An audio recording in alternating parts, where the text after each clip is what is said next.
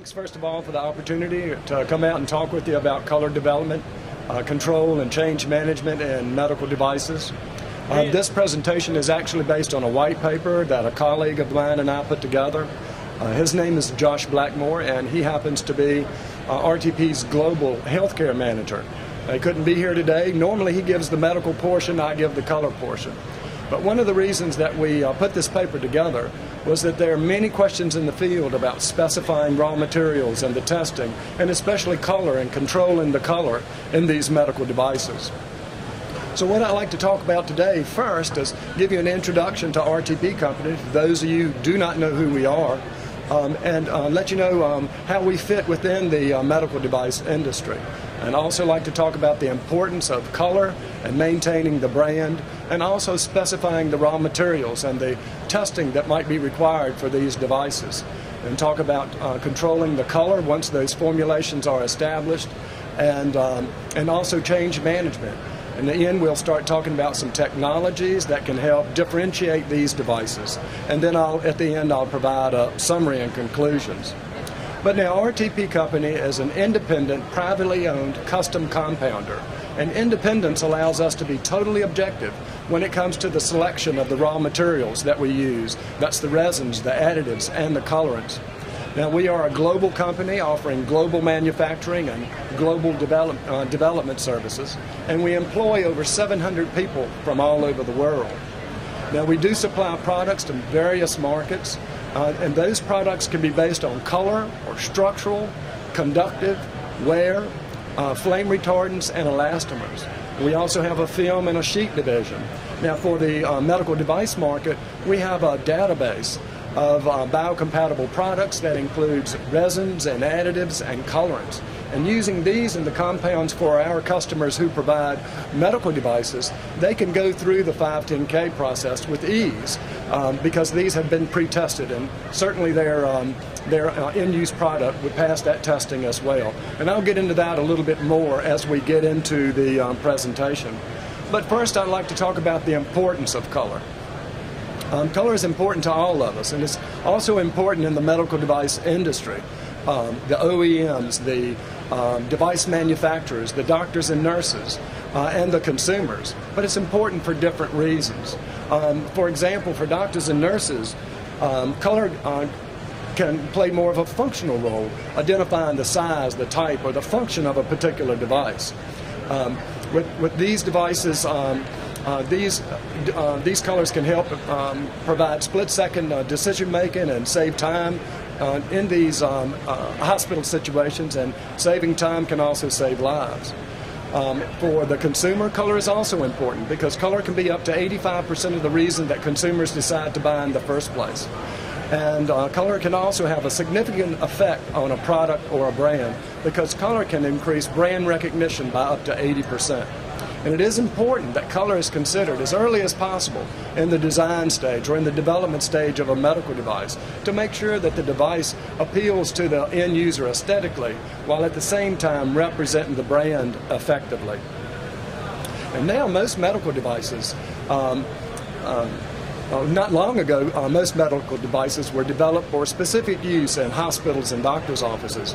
But now, aesthetics, consumer preferences, and ergonomics are driving medical device design trends.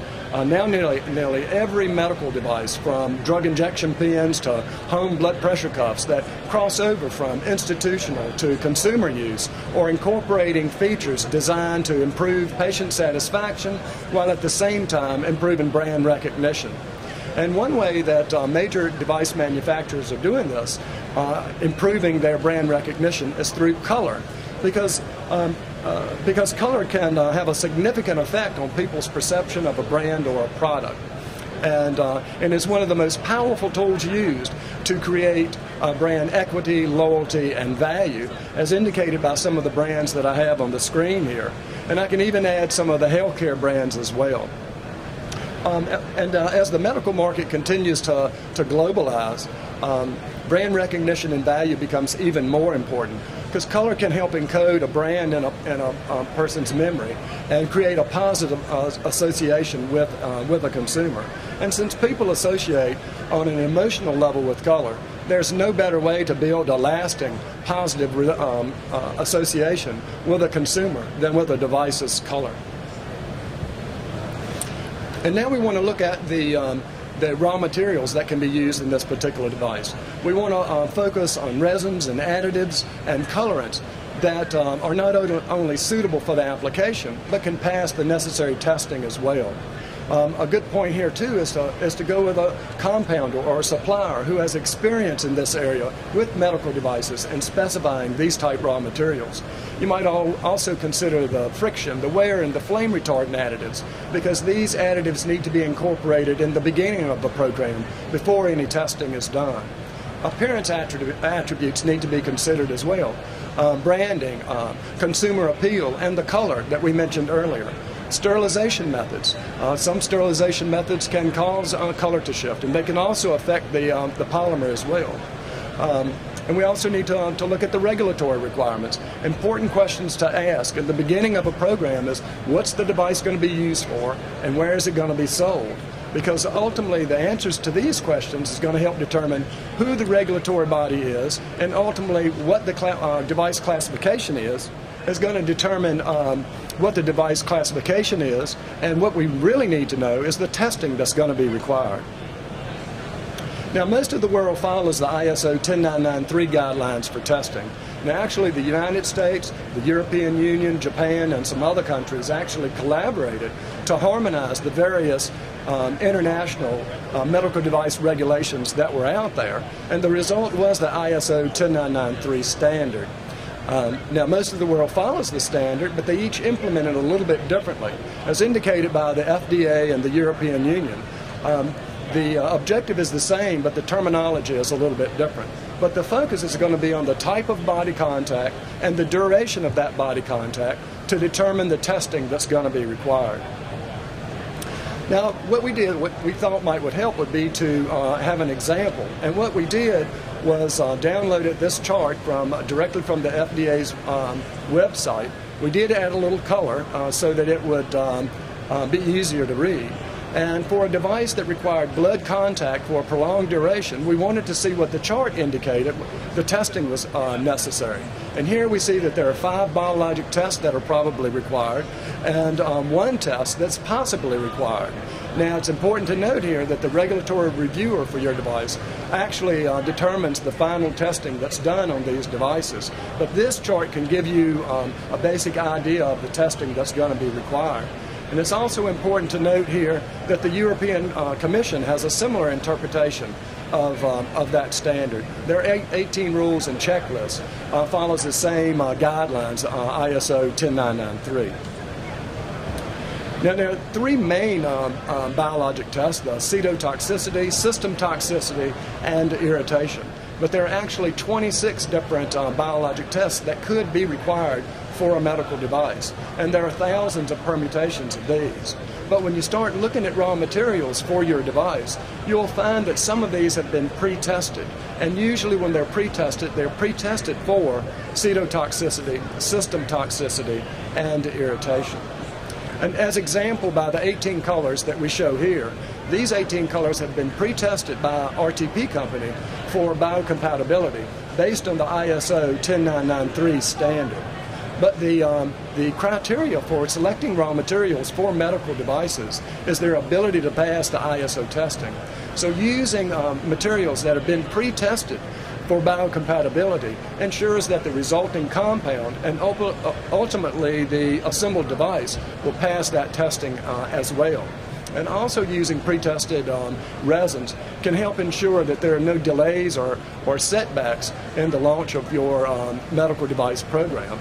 But some other criteria to consider are going to be the global availability of the material that you're looking at, and the high commercial viability, and also the requirements of the device itself, mechanical and chemical requirements, and the sterilization process that might be used as well.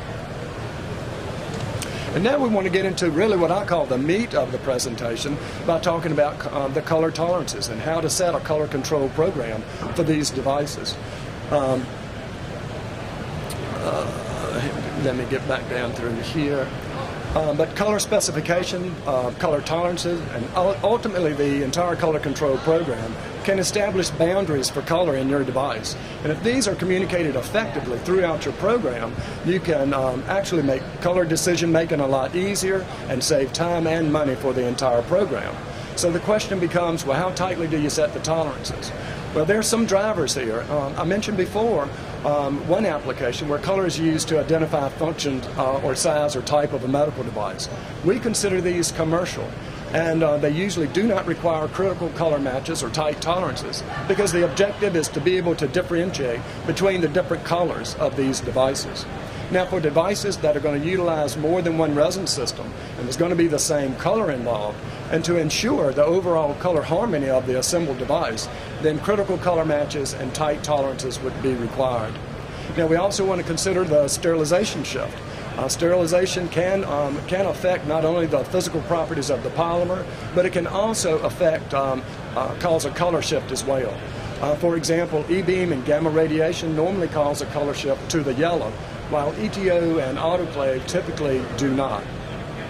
Also want to consider brands. Some companies have very strict tolerances for their brand colors, and for these, critical color matches and tight tolerances would definitely be required. And a good understanding of color terminology, understanding what color is and the three requirements to see color, can only help when you're establishing a color control program. Color, for example, is our interpretation of light that's reflected from or transmitted from an object. And the three requirements to visualize color: you have to have a light source, you have to have an object, and in this case, a medical device, and you have to have an observer. Now, in our case, this is our eyes and our brains working together to render the colors that we see. Unfortunately, we each can see these colors differently, and that's been the challenge within the color industry. So to overcome this, what they did was standardize the three requirements for color. And in conjunction with colorimetry and spectrophotometry and a predetermined color space, accurate color measurement is now possible. Now, for the purposes of this paper and this presentation, I chose the CIE LAB color space. And I chose this because it's still the most popular used in the color industry. And it was introduced in 1976 as actually the first that corresponded with colors that we actually see as humans. Now, colors in CIE color space are identified by their L, A, and their B values. L representing lightness to darkness, A representing redness to greenness, and B representing blueness to yellowness. Now, when a color is measured on a spectrophotometer, LAB values are generated that are specific to that particular color. And if used in conjunction with your physical standard, can specify the color for your medical device in your particular program. Now, these LAB values can also be used for color comparisons at the compounder, at the molder, and even during final assembly. And the LAB values can also be used to establish color tolerances for your program by establishing limits on the L, the A, and the B values. Another way to establish color tolerancing in LAB and CIE LAB color space is with the delta E, or the total color difference equation.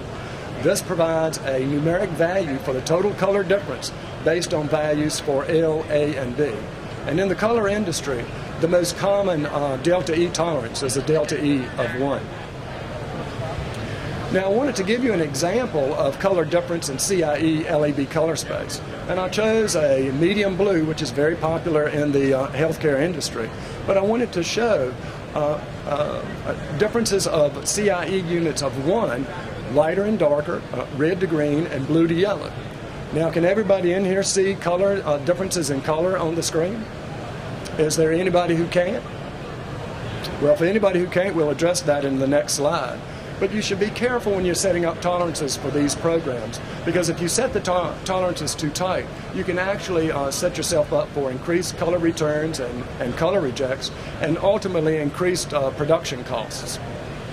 And there are also some sources of color shift that you might want to consider in your particular program. This could be the compounding, the molding, the sterilization methods that's used, and even the end-use environment can affect the color. All of these, or any source of color shift, should be considered when you are setting up a color control program. Now, a good color control program is going to incorporate the visual as well as instrumental evaluation of color. Now, as far as visual is concerned, it's a good idea to know that 8% of men and 0.5% of women have what's known as a color deficiency or a color blindness in a certain region of the color spectrum. To ensure that those who are evaluating your color have good color acuity, there are tests available to ensure this. The most popular in the industry is the Farnsworth-Munsell 100 hue test. Another consideration with visual color evaluation is background and lighting, both of which can affect visual color evaluation. And to maintain consistency, you can use a light booth like the one shown here on the left. These booths are designed specifically for visual color observation. Now, for instrumental evaluation of color, it's a good idea to always start with a calibrated machine.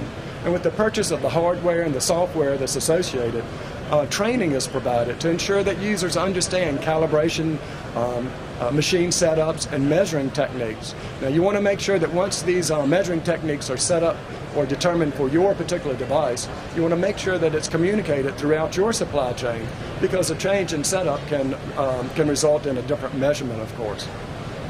Now, for assistance in setting up color control programs, ASTM International actually has several methods and standard practices for visualizing color and for establishing tolerances.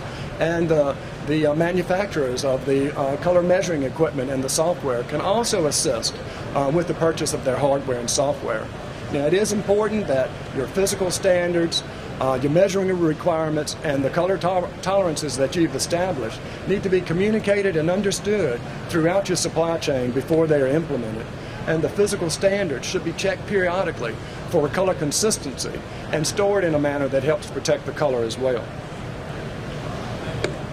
And now that you have a color formulation, it's already been through the testing. Now what we want to do is hold that formulation and fix it so that no changes can be made. As an example, I mean, compounders compounders usually can use pigment and resin equivalents based on physical property testing for the resin or the ability to match the color for the pigments. So, as an example, what we did was ran some FTIR analysis on a colorant from 2 different suppliers. Now, the colorant had the same color index name and number and had the same chemical description. But when we ran the FTIR analysis, the FTIR analysis indicated that there was a chemical difference in these 2 colorants. And we did find that the difference is probably due to the surface treatment on those particular pigments. But regardless, there is a chemical difference between these 2 colorants. And there should be no substitutions in a medical device program where testing has already been done. So the formulation should be held fixed and documented that that formulation is held fixed. And there are things that can happen that even if you request that a formulation be held fixed, there are things that can happen that are out of your control, out of your compounder's control, or out of your supplier's control. Force majeures at the compounder or at the resin or the pigment supplier, or discontinuations of the resin or one of the pigments. It is a good idea to go with a compounder or a supplier who offers change management services. In the beginning of a program, important questions to ask are, does the supplier of the compounder have a commitment to the medical device industry? Are they experienced? Do they have a track record of success? Do they have multiple manufacturing sites in case there's a force majeure at one? Do they have a global footprint to allow for the growth of your particular device?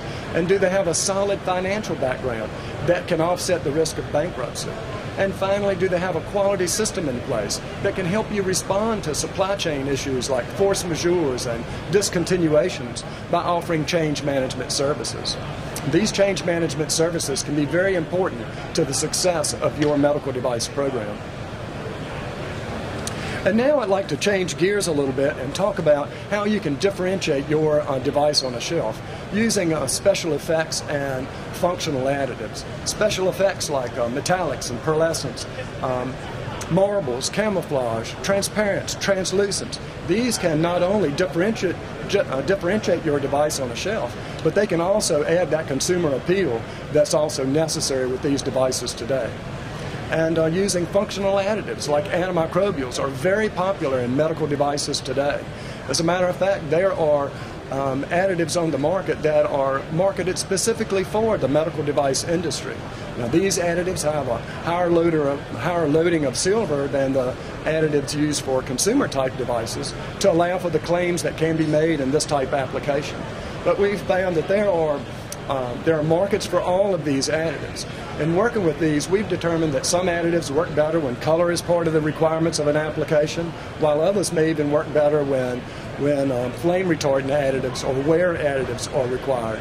And the polymer itself can sometimes dictate what's the best additive to use in an application. But now the FDA actually guides the use of antimicrobials in medical devices, and their website is a great resource for any of you who might have questions about that. And now to give you an overview, controlling color in medical devices is even more important today with the crossover from institutional to consumer use and the globalization of medical devices. Also, using pre-tested raw materials can help ensure that your resulting compound and that your finished molded device can pass the necessary testing as well, and send a positive message to the regulatory body that that the OEM had a focus and concern for safety during the development of that particular device. And finally, working with a compounder or a supplier who offers change management services and controls formulas and documents that those formulas are controlled can only help with the success of your medical devices. So I appreciate your time and attention.